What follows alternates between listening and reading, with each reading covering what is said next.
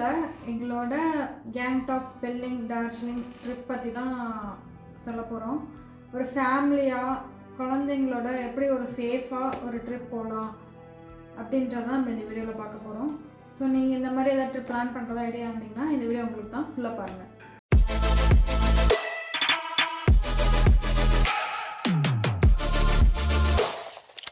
Right, first இந்த trip நீங்கள் plan பண்ணுறீங்க அப்படின்னா நீங்கள் இட்ஸ் அப் டு யூ. நீங்களாக பிளான் பண்ணி போகிறதா இருந்தாலும் போகலாம், இல்லை ட்ரிப் ஆர்கனைசர் யாராச்சும் இருந்தாங்கன்னா ஈவன் பெட்டர். நாங்கள் போனது எப்படின்னா, நாங்கள் யூஸ்வலாக வந்து ஒரு ட்ரிப் ஆர்கனைசரோட எங்களுக்கு டைப் இருக்கிறதுனால அவங்கள்ட்ட வந்து கேட்டுட்டு எங்களுக்கு வந்து தங்குறதுக்கு இடமும் ட்ராவலும் வந்து ஃபுல்லாக அவங்களே அரேஞ்ச் பண்ணி கொடுத்துட்டாங்க. ஐட்னரியில் என்னென்ன பிளேஸ் பார்க்கணும் அப்படிங்கிறத வந்து அவங்க ஒரு ரஃபாக ஒரு ஐடியா கொடுத்தாங்க. நான் ஆல்ரெடி போயிட்டு வந்திருக்கேன் அப்படின்னா எனக்கு நிறைய பிளேசஸ் தெரியும் அப்படின்னா நான் வந்து சஜஸ்ட் பண்ணிட்டேன். கொஞ்சம் அதில் மாடிஃபிகேஷன் பண்ணி நாங்கள் கொடுத்தோம். அது எல்லாமே ஓகே அப்படின்னு சொல்லிட்டு எங்களுக்கு ஒரு பட்ஜெட் போட்டு கொடுத்தாங்க. நீங்கள் பர் ஹெட் அடல்ட்ஸுக்கு வந்து பார்த்தீங்கன்னா 30,000 வந்துச்சு இந்த என்டையர் ட்ரிப்பு கவர் பண்ணுறதுக்கு, டூ அண்ட் ஃப்ரோ டிக்கெட் இல்லாமல். This includes travel, morning breakfast and dinner and stay. ஓகேங்களா? எப்போவும் நான் வெளியே ரவுண்டிங்ஸ் தான் இருப்போங்கனால லஞ்ச் வந்து இட்ஸ் அப் டு யூ. நீங்கள் வந்து பிளான் பண்ணி நீங்கள் வெளியே சாப்பிட்டுக்கலாம், அது உங்களோட எக்ஸ்பென்ஸ். அது அதை தவிர மீதி இருக்கிறது எல்லாமே கவர் பண்ணது 28,000 பர் ஹெட்டு நாங்கள் கவர் பண்ணோம். கிட்ஸுக்கு வந்து 11,000 பக்கத்தில் ஆச்சு, 11,000 பர் ஹெட் ஆச்சு. ஆக்சுவலாக இது எங்களோட 8 day trip. So 8 days plan பண்ணோம். சப்போஸ் நீங்கள் டேஸ் கம்மியாக போட்டிங்கன்னா இன்னமும் உங்களுக்கு இன்னும் சீப்பாகவே கிடைக்கும் உங்களுக்கு. ஸோ நாங்கள் 8 டேஸ்ன்றனால கேங்டாக்கு, பெல்லிங்கு, டார்ஜிலிங் 3மே கவர் பண்ணோம். ஸோ சப்போஸ் நீங்கள் கேங்டாக் மட்டும் இல்லை டார்ஜிலிங் மட்டும் அந்த மாதிரி போகிறீங்கன்னா ஒரு 2 டேஸ் 3 டேஸ் ட்ரிப்பாக இருந்தால் கூட அப்புறம் இன்னமும் வந்து உங்களுக்கு வந்து ரொம்ப ஃபேர் கம்மியாக இருக்கும். அதே மாதிரி நீங்கள் ஃப்ளைட் போடும் போது டேரெக்டாக சென்னை டு பெங்களூர் ஃப்ளைட் போட்டுக்கோங்க. ஸோ உங்களுக்கு வந்து ஜேர்னி டைம் ரொம்ப கம்மியாகும், 3 ஹவர்ஸ்க்குள்ளே நீங்கள் போயிடலாம். இல்லை நீங்கள் வந்து 2-3 ஃப்ளைட் சேஞ்ச் பண்ணுறதா போட்டிங்கன்னா டிரான்சிட் டைம் அதிகமாக இருக்கும். ஸோ உங்களுக்கு வந்து 10 ஹவர்ஸ் கிட்ட ஆகும் ட்ராவலே. வந்து இங்கேருந்து நீங்கள் பெங்களூர் போகவே 10 ஹவர்ஸ் கிட்ட ஆகும். ஸோ நீங்கள் வந்து பிள்ளைங்களாம் வச்சு ட்ராவல் பண்ணுறதா இருந்தால் டேரெக்ட் ஃப்ளைட்டை ஆஃப் பண்ணிக்கோங்க. ஒரே ஃப்ளைட் இருக்குது ஒரு நாளைக்கு, இங்கே சென்னை டு பெங்களூர், அப்புறம் பெங்களூர் டு சென்னை. பட் நாங்கள் வந்து லாஸ்ட் மினிட் புக் பண்ணதுனால பர் ஹெட் வந்து 24,000 டூ அண்ட் ஃப்ரோ ஆச்சு. நீங்கள் இன்கேஸ் நீங்கள் பிளான் பண்ணுறீங்க அப்படின்னா ஒரு 4 மாதத்துக்கு முன்னாடியே பிளான் பண்ணுங்கள். டூ அண்ட் ஃப்ரோ 16,000 உங்களுக்கு முடியறதுக்கு வாய்ப்புகள் இருக்குது. But always prefer for direct flight. ஏன்னா உங்களோட ட்ராவல் டைம், டிரான்சிட் டைம் வந்து கம்மி பண்ணிக்கோங்க ஃபேமிலியோட போகிறீங்கன்னா.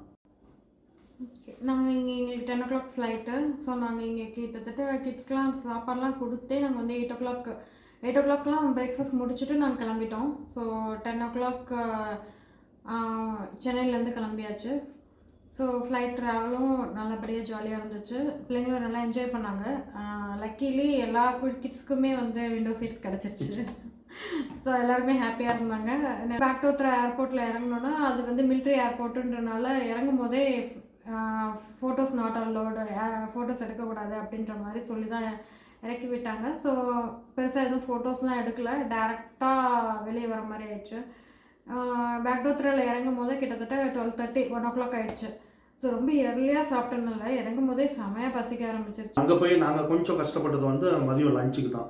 எங்களுக்கு வந்து ஒரு 3 மணி பக்கத்தில் ஆகிடுச்சு நாங்கள் லஞ்ச் சாப்பிட்றதுக்கு. செமையாக ஹெட்டேக்லாம் வந்துருச்சு பசியில்.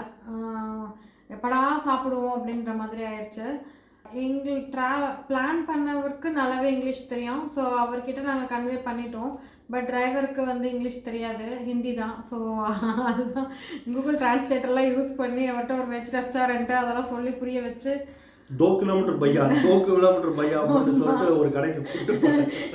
நம்ம போனது வந்து ஆக்சுவலாக ஃபெஸ்டிவல் டைம், சூரிய பகவான் ஃபெஸ்டிவல் டைம்னால செம்ம டிராஃபிக்கு. நம்ம சென்னை டிராஃபிக் தோத்துச்சு, இன்ச்சாக மூவ் ஆகி. ஆனால் அந்த டிரைவர் அப்போயே சொன்னார், நம்ம இப்போயும் இன்னமும் நம்ம இங்கேருந்து வெளியே போகாமல் மாட்டிக்கிட்டோன்னா நம்ம கேங்டாக் போகவே நைட்டு ஈவினிங்குள்ளே நம்ம கேங்டாக் போகவே முடியாது, ரொம்ப லேட் ஆயிடும் அப்படின்னு சொன்னார். சரி ஓகே, கொஞ்சம் அட்ஜஸ்ட் பண்ணிக்கலாம் அப்படின்னு சொல்லிட்டு கிட்ஸ்க்கெலாம் மட்டும் நாங்கள் வந்து சாண்ட்விச் வாங்கி கொடுத்துட்டோம். ஸோ அவங்களுக்கு ஒன்றும் பிரச்சனை இல்லை. அப்புறம் ஒரு 2:30 3 o'clock மேலே ஒரு ஹோட்டல் கிட்ட போய் விட்டார். லட்டு கோபால். இப்போ நம்ம இதில் அடையார் ஆனந்தபவன் மாதிரி அங்கே வந்து லட்டு கோபால் வந்து ஒரு ஃபேமஸ் செயின் போல இருக்குது.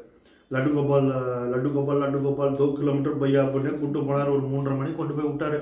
ஆமாம், ஆனால் நம்ம சாப்பிட்டது பாம்பே ரெஸ்டாரண்ட்.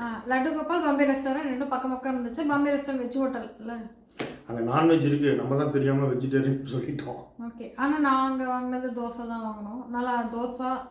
அதுக்கப்புறம் வேறு என்ன வாங்கினோம்? ஊத்தாப்பம் ரொம்ப பெரிய சைஸில் கொடுத்துட்டாங்க. கொஞ்சம் நார்மலாக ஃபுட் ஐட்டம்ஸ் இருக்கும், கொஞ்சம் நம்மளோட ஃபுட் ஐட்டம்ஸே இருந்துச்சு. இது கொஞ்சம் சீக்கிரமாக சாப்பிட்டுட்டு நீங்கள் கிளம்பிடுறது பெட்டர். ஏன் அப்படின்னா சிலிகுரியிலேருந்து எங்களோட பிளான் வந்து டேரெக்டாக கேங்டாக், டார்ஜிலிங் கிடையாது. டார்ஜிலிங் வந்து எங்களுக்கு கடைசி தான் எங்களுக்கு பிளான். ஏன்னா திருப்பி ஏர்போர்ட்டுக்கு வரணும் அப்படிங்கிறதுனால டார்ஜிலிங் கடைசியாக வச்சுருந்தோம். ஸோ இப்போ கேங்டாக் வந்து எங்களுக்கு ட்ராவல் டைம் வந்து கொஞ்சம் அதிகம், 4-5 ஹவர்ஸ் பக்கத்தில் ஆகும். அதனால் ரூட்டும் வந்து ரொம்ப மோசமாக இருந்துச்சு. அதனால கொஞ்சம் சீக்கிரமாக கிளம்புன்னு சொல்லிட்டு டிரைவர் அட்ஜஸ்ட் பண்ணி கூப்பிட்டு போயிட்டாரு. சூப்பரான வியூவாக இருக்குங்க. போகிற வழி வந்து நல்லா நீங்கள் வந்து வேடிக்கை அந்த பார்த்துட்டு போகிறதுக்கு அந்த இது நல்லாயிருக்கும். பட் ரோடு ரொம்ப மோசமாக இருந்துச்சு.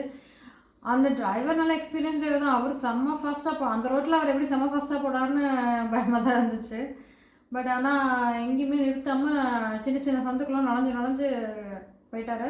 போன வழியெல்லாம் இந்த பக்கம் எல்லாம் ரிவர், என்ன ரிவரு? தீஸ்தா ரிவர். இது வந்து வெஸ்ட் பெங்காலுக்கும் சிக்கிமுக்கும் நடுவில் ஒரு பெரிய வேவாக ஃப்ளோ ஆகுமா. நீங்கள் ஆக்சுவலாக நீங்கள் வந்து சர்ச் பண்ணி பார்த்தீங்கன்னா தீஸ்தா ரிவர் இந்த சைடே தான் போயிட்டு இருக்கும். ஒரே ஒரு இடத்துல பிரிட்ஜ் இருக்கும்.